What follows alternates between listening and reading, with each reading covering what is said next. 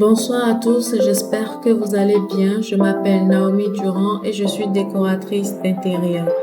Aujourd'hui, je vais vous montrer comment importer des fichiers DWG et JPEG dans SketchUp et de procéder à la modélisation 3D. N'oubliez pas de lâcher un pouce sur cette vidéo, d'activer la cloche de notification et de vous abonner si ce n'est pas encore fait. Importer un fichier JPEG dans SketchUp, c'est super facile. Assurez-vous juste que l'unité de mesure soit pareille sur l'image et dans le fichier SketchUp. Donc vous allez dans Fenêtre, Info sur Modèle et sur l'image, les dimensions sont en mètres. Donc voilà, vous mettez mètre. Vous choisissez le mètre et c'est bon. Et vous allez dans Fichier, vous faites Importer et vous choisissez l'image. Assurez-vous de cliquer sur Image et non sur Texture, sur Image et vous faites Importation. Vous le mettez sur l'axe et voilà. Alors, avant de procéder à la modélisation 3D de ce plan, assurons-nous que nous ayons la bonne échelle. La longueur réelle de notre terrasse est de 6 mètres. Avec l'outil mètre, nous allons prendre la mesure de ce point A à ce point B. Nous sommes à 0,40 mètres. Ça n'atteint du tout pas les 6 mètres de notre terrasse. Donc, au niveau de la surface, vous mettez 6 mètres. Vous faites Entrée. Et ce petit onglet vous demande si vous voulez bien redimensionner le modèle. Vous faites Oui. Voilà.